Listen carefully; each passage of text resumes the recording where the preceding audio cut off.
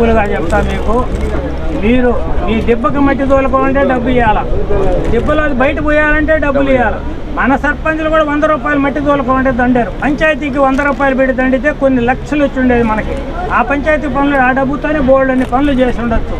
ప్రతాప్ రెడ్డి నేర్పించేది ఇదే చెప్తాడు, సర్పంచులు దండుకోమంటాడు, ఇంకోరు దండుకోమంటాడు. అది ఇంకా వచ్చే మళ్ళీ గెలిపిస్తే మన పేడ దెబ్బలు కూడా అమ్ముకుంటాడు. మట్టే కాదు చాలా వచ్చింది. దుర్మార్గుడు అతను బెదిరిస్తాడు.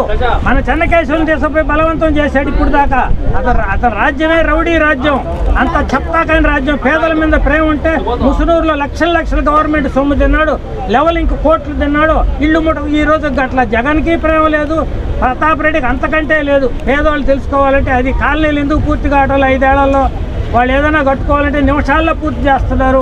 అది అవినీతి పాలనే మనం ఒగ్గించుకోండి. ఉండగా మీ చేలోకి మీరు బానేరు, బాటలు అమ్మేస్తారు, ఇంకోటి అమ్మేస్తారు. ప్రతిదీ చెరువుకి ఎత్తి చేపలకు అమ్ముకున్నారు నీళ్లు.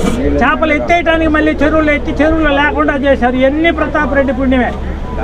చేపల వాళ్ళు పెంచడానికి నీళ్లు, మళ్ళీ వాడు పట్టుకోవడానికి నీళ్లు ఎత్తేసారు. వాళ్ళ దగ్గర డబ్బులు దండుకునేది నాయకులు. ఇట్లాంటి ఇంకా ఘోరాలు చూడాల్సి వస్తుంది. మీరు మాదేంది అయిపోయాం ముసలివాళ్ళు, మేము కాదు అనుభవించేది మీరు చేయాల్సింది. అందుకని పట్టుదలగా దుర్మార్గుడిని ఓడియండి, అది నేను చెప్పేది. రైట్.